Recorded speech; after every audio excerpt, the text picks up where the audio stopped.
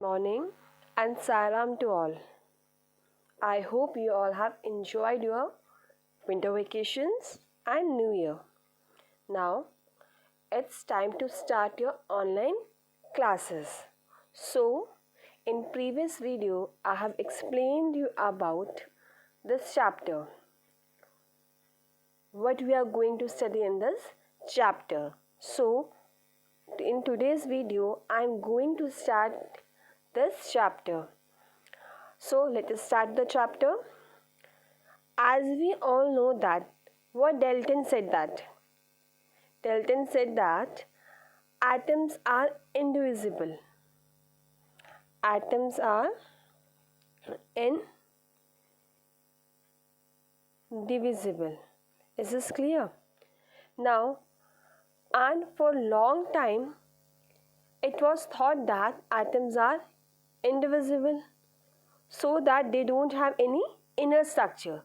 They don't have any inner structure. That means we cannot divide atoms into more smaller unit. Is this clear? That means we cannot divide atoms into more smaller unit. So, but later on we know that atoms are divisible. Atoms are divisible. Is this clear? And if it is divisible, that what it indicates that what it indicates? It indicates that they do have an inner structure. They do have an inner structure. Is this clear? So now atoms have a smaller particles in them which are called subatomic particles. After that means these atoms have smaller particle inside, and these smaller particle is known as your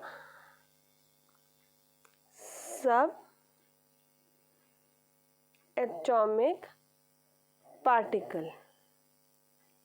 Is this clear? That means now we know that atoms are divisible, and if they are divisible, that means they have an inner structure. What they have? They have an inner structure, and these and that means atom have smaller particle inside atom, and these smaller particle which are present inside the atom is known as your subatomic particle. Clear? These small particle is known as your subatomic particles. Now atoms are made up of 3 subatomic particles. Atoms are made up of 3 subatomic particles. What they are? Number 1 electrons, number 2 proton, number 3 neutrons. Is this clear? Atoms are made up of subatomic particles, and these 3 subatomic particles are electron, proton and neutron. Is this clear? We all know that electrons has negative charge. We know that electron has negative charge and proton has positive charge. Positive charge.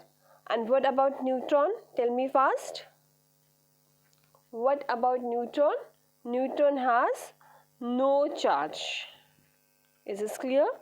Electron has negative charge, proton has positive charge, and neutron has no charge. Clear? That means it is neutral. Clear? Protons and neutrons are present inside the nucleus. Proton and neutrons are present inside the nucleus, and electrons revolve around the nucleus. That means electrons are present outside the nucleus. Sorry, electrons are present outside the nucleus. So in short, we can say that in the atom, the number of protons and the number of electrons will same, and the number of the atoms of different elements differ in the number of electrons, protons and neutrons. Is this clear? That means in hydrogen, number of electrons are different, number of electrons, protons and neutrons are different as compared to carbon. Is this clear? So after that, one topic is there, charged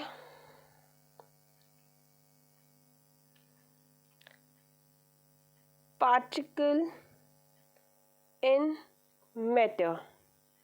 What is the topic? Charged particle in the matter. Or you can say that existence of charged particle.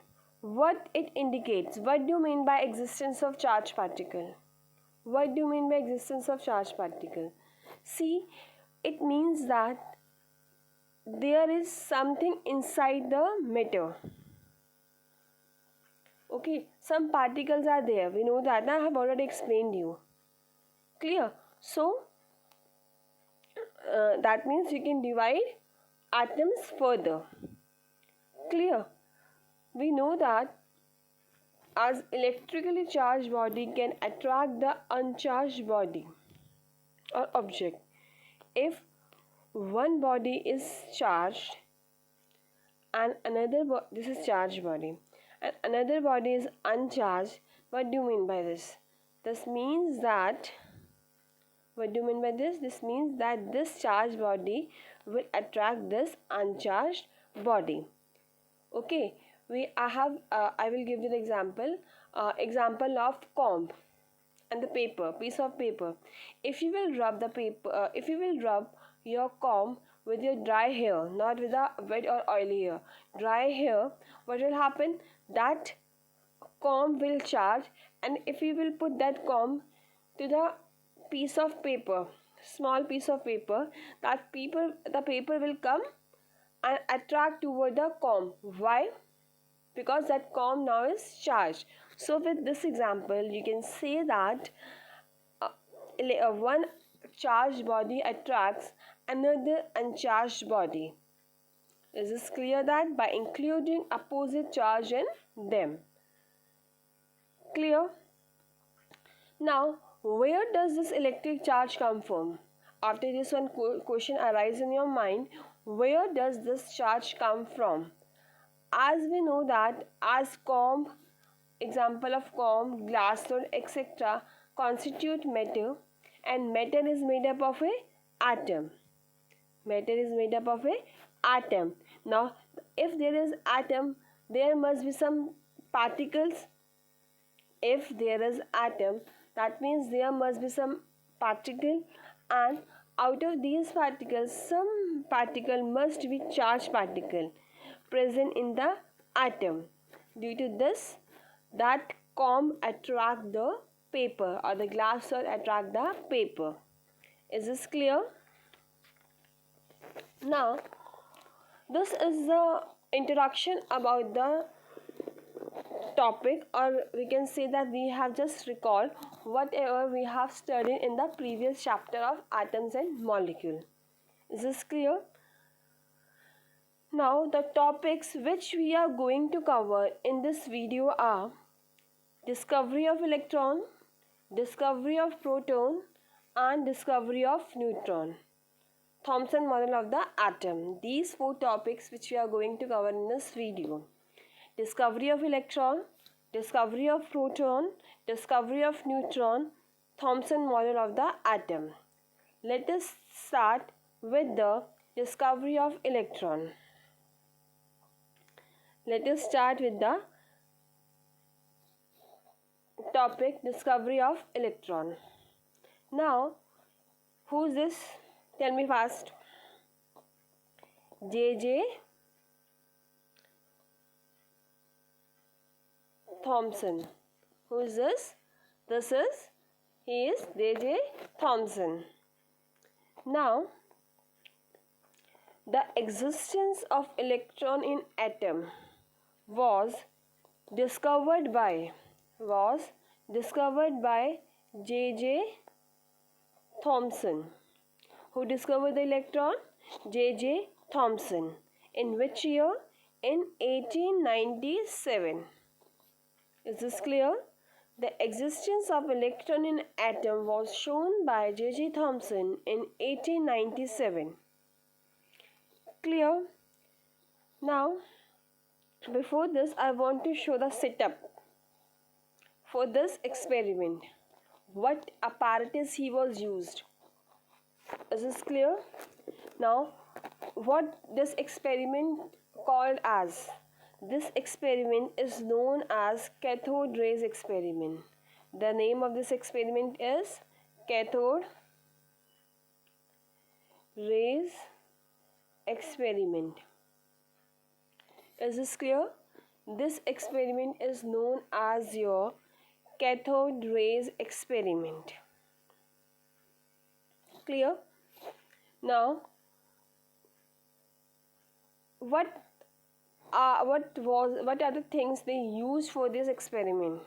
So, this is the whole setup for this experiment. This is the whole setup for this experiment. Are you able to see this white tube? This tube is known as your discharge tube.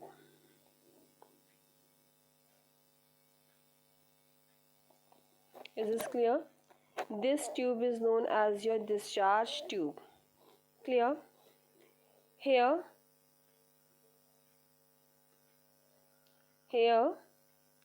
two metals plate are there. Is this clear? And these are sealed. Why? Because the air can't enter, and the air which are present inside this discharge tube, they cannot go. Is this clear? Now, after that, what they have done, they have joined these metal with the battery. And this is not a small battery, this is a high voltage generator. Is this clear? After that, what is this? This is your what? Vacuum pump. This is your vacuum pump. What is the working of vacuum pump? The working of vacuum pump is to release the pressure. What is present inside this discharge tube? Tell me fast.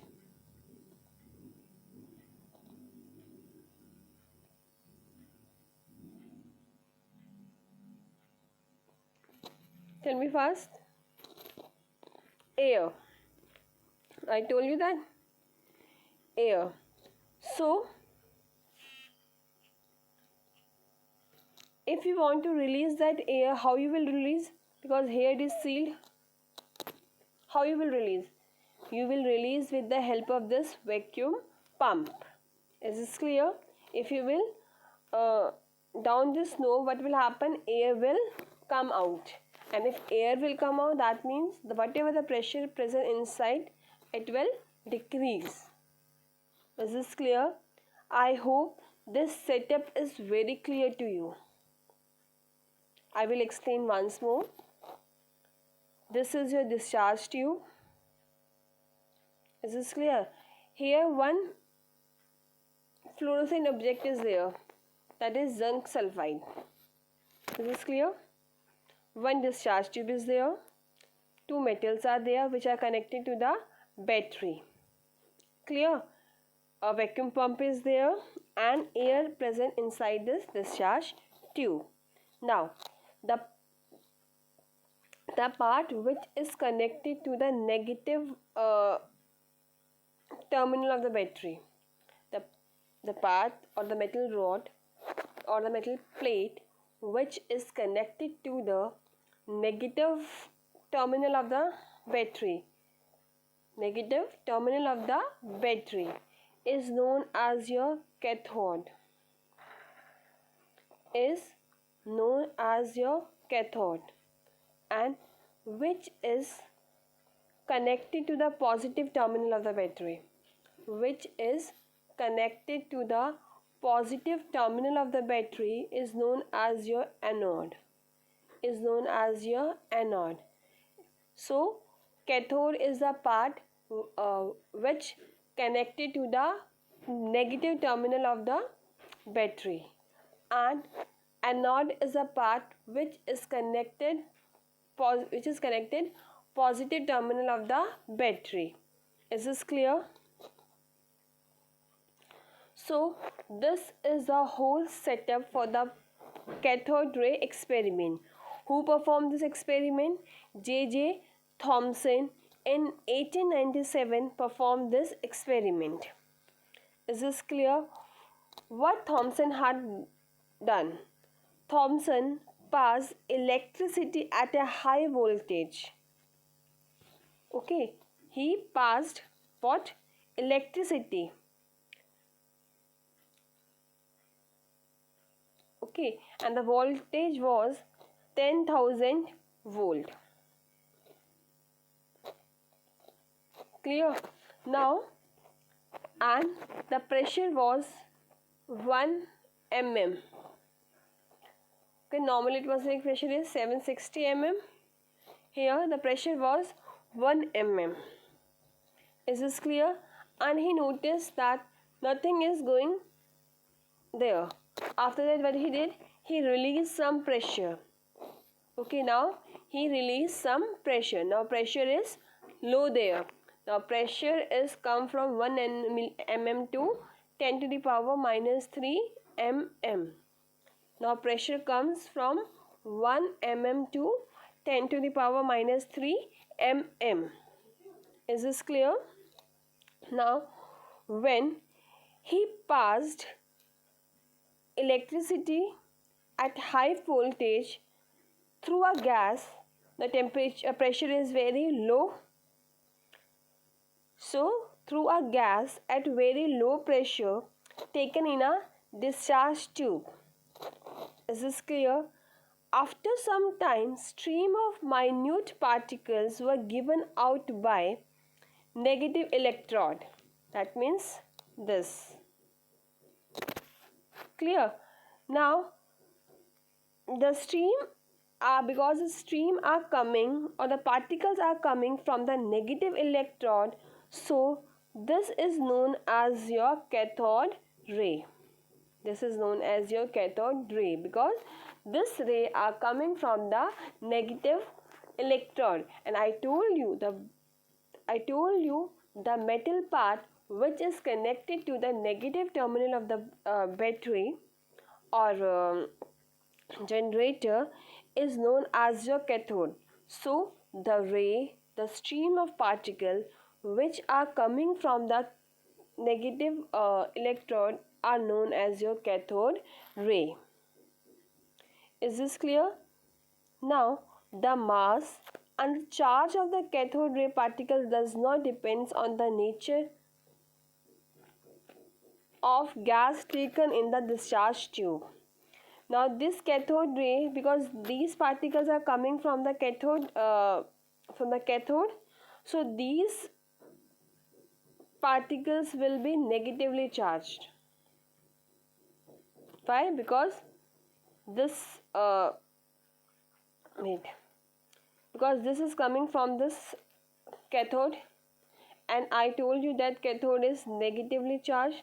If it is negatively charged, so that rays particle will also negatively charged particles, and we all know that negatively charged particles are known as your electrons. So since all the gases from cathode ray, it was concluded that, not from this gas, from the all gases, concluded that all atoms contain negatively charged particles, and these particles are known as your cathode ray. and these negatively charged particles called are your electrons. Is this clear? Now, how you will one question will arise, how you are able to see when these rays, because this is negatively charged and this anode is your positively charged, this will attract this, and when they will come here they will penetrate this, and after this rod here I told you that some fluorescent material is there, that is zinc sulfide. When this penetrate, particles will strike this, what will happen? This will glow green. This will glow green, and after this we can conclude that these negatively charged particles are electron. I think this discovery of electron is very clear to you. Now I am reading this. Listen carefully. Cathode ray consists of small negatively charged particles called electrons. Since all the gases from the cathode rays, it was concluded that all the atoms contain negatively charged particles called electrons. I think it is very clear to you. Now, I am just reading. I have already explained you that Thomson explained the formation of cathode rays as follows. The gastric in the discharge, that means the gas. Here is some typing mistake. Gas taken in the discharge to consist of atoms, and all the atoms contain electrons. When high voltage applied to the electrical energy pushes out some of the electrons from the atom of the gas. Now, these fast moving electrons from the cathode rays does not depend upon the formation of cathode rays, shows that one of the subatomic particle present in all the atom, and it is a negatively charged electron, and we know that the electron is negatively charged, found in the atoms of all the elements. The electrons are located outside the nucleus in the atom. Is this clear? Now, only hydrogen atom contains one electron. All other atoms contain more than one electron. With this, discovery of electron is finished. Now, some points are there. I am reading this slide. Electrons were discovered by Sir J.J. Thomson. Electrons are tiny, negatively charged particles around the nucleus of an atom. They rotate around the nucleus of the atom. I told you this earlier. Each electron carries a single fundamental unit of negative electrical charge, and the charge was 1.602 into 10 to the power minus 19 coulomb, and has mass of 9.109 into 10 to the power minus 31.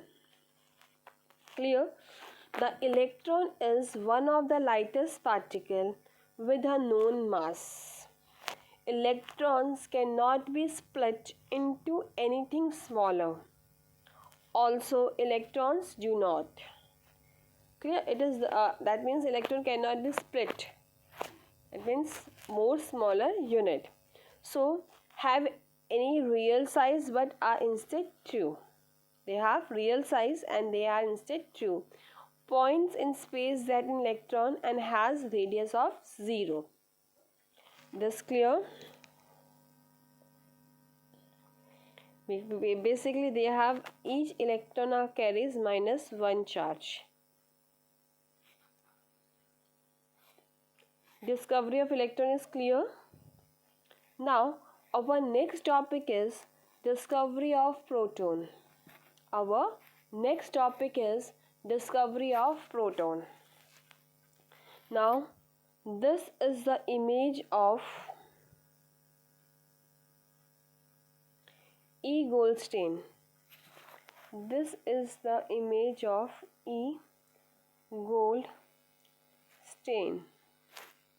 Is this clear? He discovered the existence of proton in the atom. He discovered the existence of proton in an atom. Is this clear? Who discovered proton? E. Goldstein. See, the existence of proton in the atom was shown by E. Goldstein.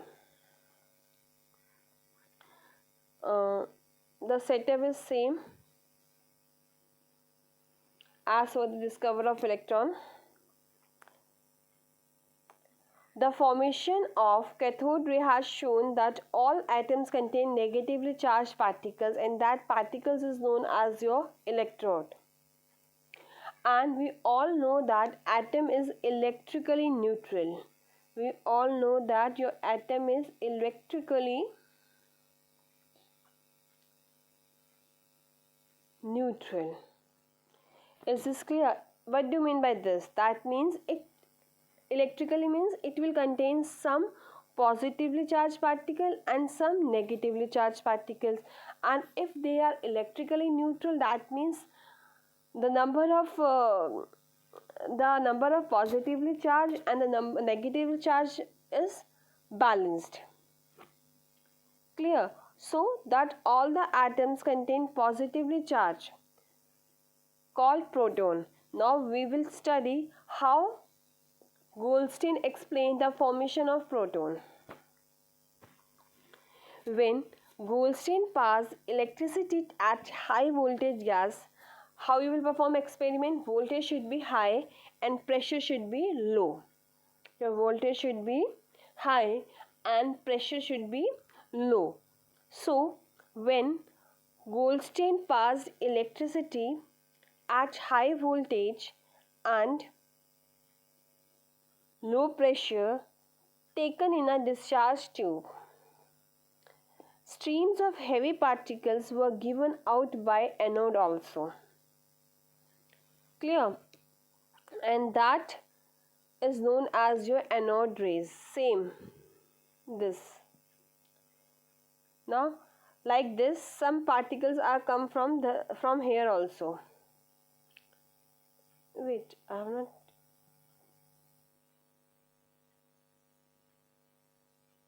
No. So now that particle, that stream of particle is known as your anode rays. So anode rays consist of positively charged particles, and the mass and the charge of the anode ray particles depends on the nature of gas taken in the discharge tube. That means different gases give different types of anode rays, which contain positively charged particles, but they are having different masses and different charges. Is this clear? Now hydrogen, how Goldstein explained? Goldstein taken hydrogen gas consists of hydrogen atom. When high electrical voltage is applied to the hydrogen gas, the electrical energy removes and the electron from the hydrogen atoms. After the removal of negatively charged electron from a hydrogen atom, some positively charged particles are present over there, and these positively charged particle is known as your proton. These positively charged particles are known as your proton. This fast moving protons from the anode rays. The proton is a positively charged particles found in all the elements. Now characteristics of proton.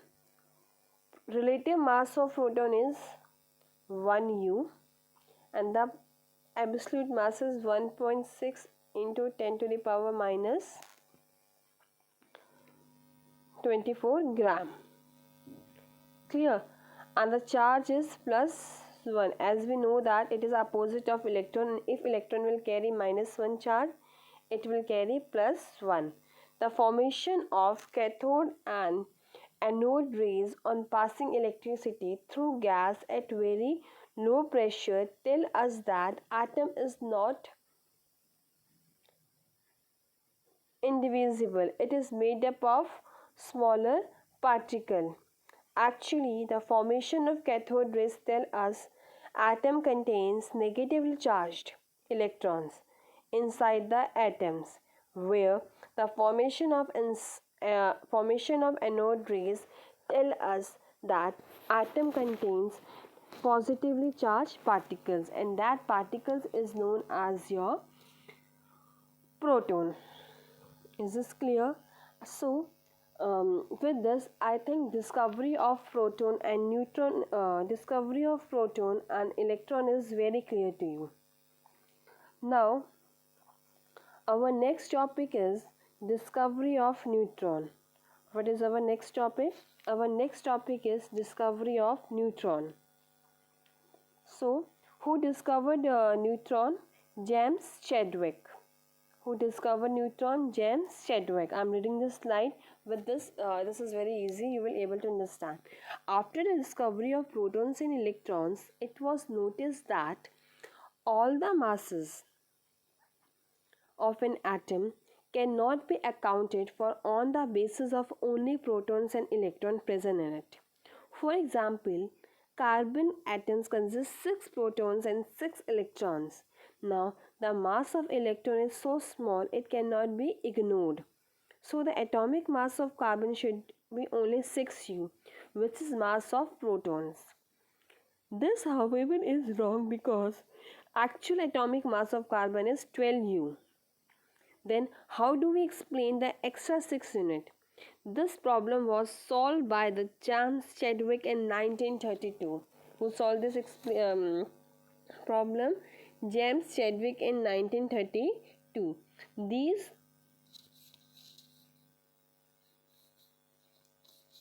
These particles is called neutrons. So the neutron is a neutral particle found in the nucleus of an atom. Found in the nucleus of an atom. Atom of all elements contain neutral except ordinary hydrogen, which do not contains any neutron. Thus, the subatomic particles not this subatomic particle not present in hydrogen. That means atom is neutron. A hydrogen atom contains only one proton, one electron, and the symbol of neutron is represented by symbol N. Is this clear? Now, characteristics of neutron. Characteristics of neutron. A mass of neutron is 1U and 1.6 into 10 to the power minus 24 gram. Neutron has no charge. It is electrically neutral. Neutron has no charge. It is electrically neutral. So now we are in a position to explain the atomic mass of carbon 12U. So your atomic mass is mass of proton plus mass of neutron. So 6 plus 6, that is 12U. Is this clear? Now comparison between proton, neutron and electron. If you are talking about proton, relative mass is 1U, relative charge is +1, and location it present inside the nucleus. It's present inside the nucleus. Neutron, relative mass is 1U, relative charge is 0, and it is also present inside the nucleus.